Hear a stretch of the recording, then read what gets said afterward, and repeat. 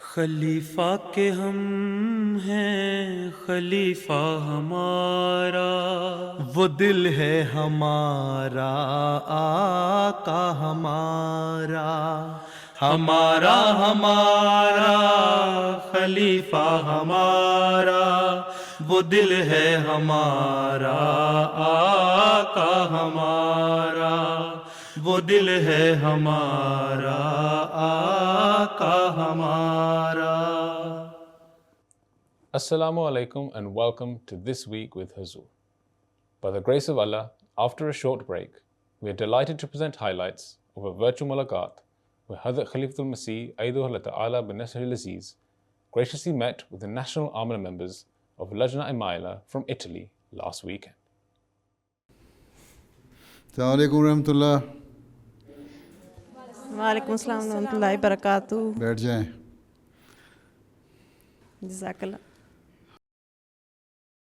Last Sunday, national Amla members of Lajna Imaila from Italy, who were gathered at the Bata Tawheed Mosque in San Pietro in Bologna, were blessed with a virtual mulaqat with Hazrat Khalifatul Masih V, Ayyadahullah Ta'ala bin Nasr al-Aziz. After a silent prayer, all of the Amla members had the opportunity to present their reports and to seek the guidance of Hazrat Khalifatul Masih V, may Allah be his helper. Advising the National Secretary Tabligh, Huzur said that they should try to increase their efforts in the field of Tabligh. باقاعدہ comprehensive جامع programme بنائیں، کس طرح ہم نے تبلیغ کرنی ہے، کیا کیا چیز چاہیے، لٹریچر کتنا چاہیے، کس طرح لٹریچر تقسیم کرنا ہے، کن لوگوں کو دلچسپی ہے مذہب سے ان تک کس طرح پہنچنا ہے اور کس طرح ان کو بلانا ہے۔ سیمینار کریں، اپنے واقف کار عورتوں سے پرسنل رابطے پیدا کریں اور ذاتی تعلق پیدا کریں۔ گھر میں بیٹھ کے صرف کھانے پکانے میں یا مردوں کی باتیں سننے میں نہ لگی رہا کریں، کوئی خود بھی نکلیں باہر۔ مردوں کو کہیں ہمارا بھی کام ہے وہی کام کرنا جو تم لوگ کرتے ہو، ہیں ٹھیک ہے، تمہاری روٹی پانی کا انتظام ہم کر دیتے ہیں، وہ تو کریں گے ہی، بچے بھی پالنا ہمارا کام ہے، بچوں کی تربیت کرنا بھی ہمارا کام ہے، لیکن ساتھ یہ تبلیغ کرنا بھی ہمارا کام ہے۔ جی ٹھیک ہے نا؟ جی بہت بڑے کام ہیں۔ دیکھیں آج کل میں مثالیں دے دیتا ہوں بعض دفعہ عورتوں کی صحابیات کی کیسے کیسے کام کر رہی تھیں، تو بس اسی لیے دیتا ہوں نا تاکہ آپ لوگوں کے سامنے نمونے قائم ہو جائیں۔ جی سر۔ Huzur also emphasized the importance of namaz while speaking to the National Secretary Tarbiyat. نماز کی عادت ڈالیں، یہ تصور پیدا ہو جانا چاہیے ہر ایک میں کہ جس طرح انسان کی جسمانی زندگی ہے وہ ہوا کے بغیر نہیں آپ زندہ رہ سکتے، اسی طرح روحانی زندگی میں نماز کے بغیر زندہ نہیں رہ سکتے۔ جتنی مرضی نیکیاں کرنے والے ہوں وہ نیکیاں عارضی تو ہوتی ہیں، موسمی نیکیاں ہوتی ہیں، کبھی ٹھنڈی ہوا چل گئی، کبھی ٹھنڈا موسم آ گیا، کبھی فرت بخش موسم آ گیا، پھر وہی دوبارہ گرمی، وہی ہوا بند، وہی حبس، تو اس کا فائدہ کوئی نہیں ہوتا، پھر انسان بے چین ہونا شروع ہو جاتا ہے۔ تو فائدہ تبھی ہے جب مستقل مزاجی سے آپ کے جو بھی لجنہ ہے وہ نمازیں پڑھنے والی ہوں اور اپنے بچوں کی تربیت کریں، ان کو نمازیں پڑھانے والی ہوں۔ صرف خود نمازیں لجنہ نے پڑھنی تو کافی نہیں ہے، جب تک کہ اپنی نسل کو بھی نمازوں کی عادی نہ بنا دیں۔ جی پیارے حضور، ویسے ہم رپورٹیں تو ماشاءاللہ ہماری 11 میں سے 9 مجالس ریگولر ہی دیتی ہیں، جس میں سے ہماری 8 تو اردو اسپیکنگ ہے اور ایک بانگلہ اسپیکنگ لجنہ ہے، یہ ریگولرلی دیتی ہیں۔ پیارے حضور، جہاں کمی ہے وہ ہماری افریقن جماعت یا عرب جماعت سے ہے، تو ان کی ٹھیک ہے، ان کو بھی کانفیڈنس میں لیں، ان کو اعتماد میں لیں، وہ بھی کمی آپ لوگوں میں ہے، آپ لوگوں سے رابطہ نہیں رکھتے صحیح طرح، نہ آپ لوگ افریقنوں میں جا کے بیٹھتے ہیں، نہ آپ عربوں میں جا کے بیٹھتے ہیں۔ ان کے نان اور ان کی حمص وغیرہ کھاتی رہیں اور ان کے ساتھ بیٹھیں، اور وہاں افریقنوں کے ساتھ بیٹھ کے ان کے بانکو اور کینکے اور اسموک فش اور چیزیں کھائیں ان کے ساتھ بیٹھ کے، تو ان کو پتہ لگے گا یہ ہم میں سے ہی ہیں، نہ کوئی پاکستانی، نہ عرب، نہ گھانین، نہ افریقن، وہ ساروں کے مل جل کے رہنا ہے، ایک احمدی معاشرہ قائم کریں۔ یہ بھی تربیت کا بہت بڑا کام ہے، ایک احمدی معاشرہ قائم کر دیں نا، ایک صحیح اسلامی معاشرہ قائم کر دیں جس میں کوئی قوم نہیں ہے، سب ایک ہیں، مسلمان ہیں اور احمدی مسلمان ہیں، تو سارے مسائل حل ہو جائیں گے۔ یہ بہت بڑا کام ہے۔ نمازوں کے ساتھ یہ بھی ایک چیلنج ہے جو آپ نے تربیت کا کرنا ہے۔ کہ سب کو اکٹھا کریں اور ایک بنائیں، اور حضرت مسیح موعود علیہ الصلوۃ والسلام کی آمد کا جو مقصد تھا نا، دین واحد پہ جمع کرنا، وہ ٹارگٹ اپنے سامنے رکھیں کہ ہم نے ایک بن کے رہنا ہے۔ اور اگر جہاں کمی ہے وہاں جا کے پتہ کریں کیوں کمی ہے، اس کمی کی وجہ ہماری کمزوری ہے یا ان کی کمزوری ہے، اور جس طرف بھی کمزوری ہے اس کو دور کرنا ہے۔ یہ بھی سیکرٹری تربیت کا کام ہے، اور آپ کی متعلقہ سیکرٹری تربیت جو ہے نا مجلس میں، ان کا کام ہے۔ میرا سوال یہ تھا کہ کچھ ایسی لجنہ ہے جو جماعت سے تعلق نہیں رکھتی، اور جب ہم ان سے رابطہ کرنے کی کوشش کرتے ہیں تو وہ ملنے سے بھی انکار کر دیتی ہیں، تو اس سلسلے میں آپ کیا رہنمائی فرماتے ہیں ہمارے لیے؟ بات یہ ہے کہ آپ صرف جماعتی کام کے لیے ان سے رابطہ کرتے ہیں، اس لیے کرتی ہیں نا کہ جماعت کا اجلاس ہو رہا ہے، جلسہ ہو رہا ہے، اجتماع ہو رہا ہے تو تم آ جاؤ، یا تم چندہ دے دو، یا فلاں تحریک میں حصہ لو۔ ان کو جماعتی کام کے لیے رابطے نہ کریں، پہلے ان سے پہلے ذاتی تعلق کے لیے رابطہ کریں، ٹھیک ہے؟ جب آپ سے ذاتی تعلق پیدا ہو جائے گا تو ان کو پتہ لگے گا صرف چندہ لینے کے لیے نہیں ہمارے سے آ رہی، آہستہ آہستہ پھر ان کو جماعتی تنظیم کا بتائیں۔ جو پاکستانی ہیں ان کو بھی آہستہ آہستہ جب ذاتی تعلق پیدا ہوگا ان کو بتائیں کہ تم لوگ یہاں آئے ہو تو تمہارے اندر کوئی کوالٹیز تو نہیں تھی جس کی وجہ سے اٹلی کی حکومت نے تمہیں جگہ دے دی ہے رہنے کی، تم لوگ اسائلم لے کے آئے ہو پاکستان سے یا باقی ملکوں سے بھی، تو کمانے کے لیے آئے ہو، تو اللہ نے جو فضل کیا ہے اس کو اظہار کرنے کے لیے ضروری ہے کہ تم بھی اللہ تعالیٰ کا شکر گزار بنو اور جماعتی جو پروگرام ہے ان میں حصہ لیا کرو۔ تو ایسا ایسا ذاتی تعلق پیدا ہوگا، پھر باتیں سمجھانا بھی شروع کر دیں گی، لیکن ایک دم اگر آپ ان کو سمجھائیں گی تو مختلف طبیعتیں ہوتی ہیں، وہ پھر چڑ بھی جاتی ہیں اور وہ چڑ کے پھر جواب دینے لگ جاتی ہیں آپ کو۔ اپروچ صحیح ہونی چاہیے۔ جی انشاءاللہ۔ اور اکثر شوہر جماعتی کاموں میں یا تعلیمی کلاسز میں اپنی بیویوں کے ساتھ تعاون نہیں کرتے۔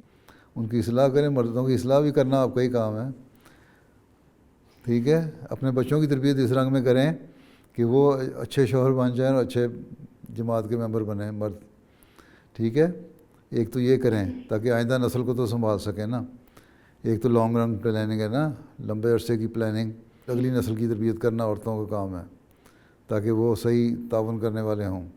دوسرے جو نہیں کرتے عورتیں پھر دیکھیں کہ وہ چاہتے کیا ہیں، ان سے پوچھیں۔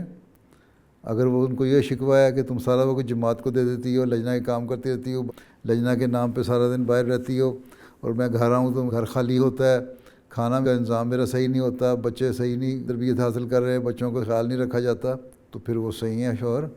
اس لیے اپنے کام کو ڈیوائیڈ کریں، دیکھیں، صحیح پلان کریں کہ کس طرح ہم نے بچوں کا بھی حق ادا کرنا ہے، خاوند کا بھی حق ادا کرنا ہے، گھر کو سنبھالنا ہے، اور پھر جو وقت ہے لجنہ کو بھی دینا ہے جماعتی کاموں میں۔ تو پوری پلاننگ کر کے کریں، سوچیں، اسکیم بنائیں، پھر لجنہ کی ممبرات جن کہ خاوند ان کو تعاون نہیں کرنے دیتے ہیں ان سے کہیں کہ تم اس پہ عمل کر کے دیکھو، شاید کامیابی ہو جائے، ٹھیک ہے؟ یہ تو ہر ایک کیس کے اوپر انڈیویجولی فیصلہ کرنا ہوگا ہر ایک کو اپنا، لیکن یہ بہرحال یاد رکھیں کہ عورت پہ گھر کی ذمہ داری ہے، بچوں کی تربیت کی ذمہ داری ہے، اور خاوند کا خیال رکھنے کی بھی ذمہ داری ہے۔ یہ نہیں ہے کہ خاوند کو کہہ دے کہ میں نے جا رہی ہوں لجنہ کام، تم آج روٹی پکا لینا، یہ نہیں ہوگا، پھر تو لڑائیاں ہوں گی گھر میں، اور لڑائیوں کو ہم نے اوائڈ کرنا ہے۔ میں بالکل یہ نہیں کہہ رہا کہ آپ گھروں میں لڑائیاں کریں اور فتنے پیدا کریں، ٹھیک ہے؟ عورتوں کو چاہیے حکمت سے کام کریں، اور سمجھانا چاہیں تو سمجھا سکتی ہیں عورتیں، ٹھیک ہے؟ میرا سوال ہے کہ خوش قسمتی سے کچھ لوگ جو پیدائشی احمدی ہیں مگر اس کے باوجود وہ دینی تعلیم کی کمی کا شکار ہیں، اور یہ کمی ان کی اولادوں میں منتقل ہو رہی ہے، تربیتی کوشش کے باوجود مثبت نتائج سامنے نہیں آ رہے۔ پیارے حضور، ایسے احمدی احباب کے لیے آپ کیا نصیحت فرمائیں گے کہ وہ اپنی نسلوں کو بچائیں اور دین اسلام کے مستقبل کے معماروں کی حفاظت کریں؟ ابھی میں نے سیکرٹری تربیت کو باتیں جو کہی ہیں اس پہ عمل کریں۔ ایسی عورتیں ہیں جن کی دینی تربیت کمزور ہے، ان کی خود تربیت کریں، اور ان کی لڑکیاں اور بچے جو ہیں ان کو ذیلی تنظیمیں سنبھالیں، بچوں کو خدام احمدیہ سنبھالے، لڑکوں کو، لڑکیوں کو لجنہ سنبھالے، تربیت کرے، ان کی اپنے گھروں میں تربیت کریں۔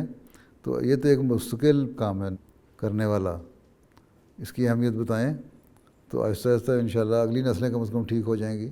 یہ اگر نہیں بھی تو اگلی نسلیں ٹھیک ہوں گی. لیکن دنیا داری میں پڑ گئے تو ان سے کہہ دیں پھر دنیا داری میں پڑے تو پھر دنیا داری میں تو پھر تباہی کے علاوہ کچھ بھی نہیں ہونا, آخر میں پھر رو گے.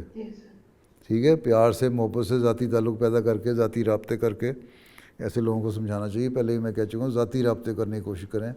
تھوڑی سی تعداد ہے لجنا کی آپ کی, تو ان کے حساب سے اگر ذاتی رابطے قائم کریں تو بڑے آرام سے ہو سکتے ہیں. ایسا مسئلہ ہی کوئی نہیں, چھوٹی سی جماعت میں تو بہت کام ہو سکتے ہیں.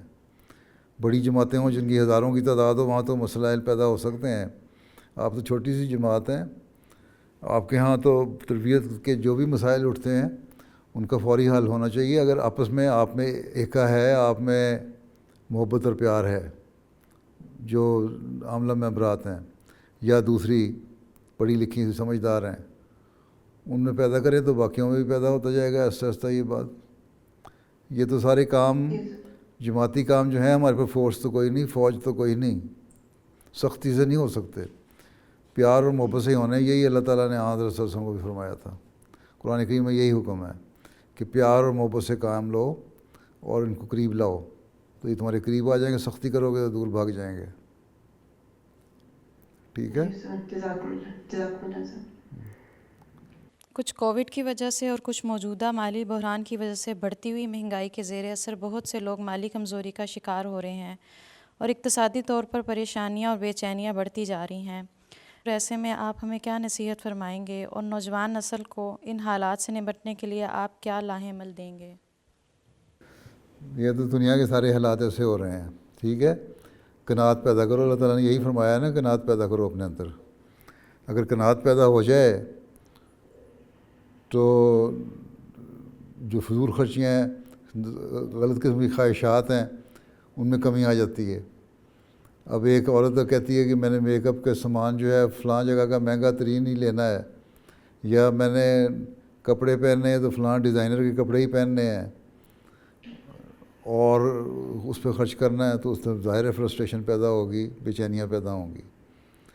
لیکن اگر قناعت ہے تو جو بھی ہے گزارا کرنا ہے میں نے اس پہ, تو خود ہی احساس پیدا ہو جائے گا. اب دنیا میں ہر جگہ ہے, اب تو یہ گیس کی کمی ہونے والی ہے, فیول کی مہنگائی ہو گئی ہے اور مزید ہوگی, اور اس میں شارٹیج بھی ہوگی, تو اس سے باقی چیزوں پہ بھی اثر پڑے گا, قیمتوں میں. تو صرف یہ احمدیوں عورتوں کا سوال نہیں ہے, یہ ساری دنیا کے ہر شخص کا سوال ہے. تو اسی طرح اپنے آپ کو ایڈجسٹ کرنا ہوگا. جو دین سے تعلق رکھنے والے ہیں وہ دنیاوی لالچ میں نہیں ڈوبتے. پھر آپ لوگوں نے دنیا کو گائیڈ کرنا ہے کہ بجائے اس کے کہ دنیا کے لالچ کے پیچھے پڑ کے ایک دوسرے کے حقوق کو مارو, حقوق غصب کرو, چوریاں کرو, ڈاکے ڈالو, یا قتل و غارت کرو, یا فساد پیدا کرو ملک میں, حکومتوں کے خلاف جلوس نکالو. اپنے اندر قناعت پیدا کرو اور کم سے کم خرچے میں زیادہ سے زیادہ فائدہ اٹھانے کی کوشش کرو. یہ احمدی اپنی تربیت اس طرح کر لیں گے تو باقی دنیا کی بھی تربیت کر سکیں گے. ٹھیک ہے, تو یہ تو ایک مستقل کوشش ہے. اس کے لیے اپنے حالات کے مطابق وہاں ایک لائحہ عمل بنائیں. ایک عمومی لائحہ عمل تو کئی دفعہ دے چکا ہوں میں سامنے. ٹھیک ہے, کہ قناعت پیدا کریں, اپنے دین سے تعلق پیدا کریں, تو جو دنیاوی خواہشات ہیں وہ کم ہو جاتی ہیں. نہیں تو دنیاوی خواہشات تو کبھی کم ہو ہی نہیں سکتی, بڑھتی چلی جائیں گی.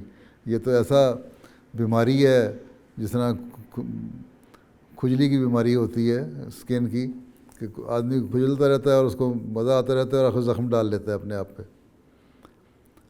تو یہ تو پھر اپنے آپ کو زخمی کرنے والی بات ہوگی الٹیمیٹلی. ٹھیک ہے, اس لیے قناعت اور اللہ تعالیٰ کا ذکر, نمازوں کی طرف توجہ, تو خود ساری چیزیں ٹھیک ہو جائیں گی. اللہ سے تعلق پیدا کر لیں, باقی بیماریاں دور ہو جائیں گی خود ہی. جی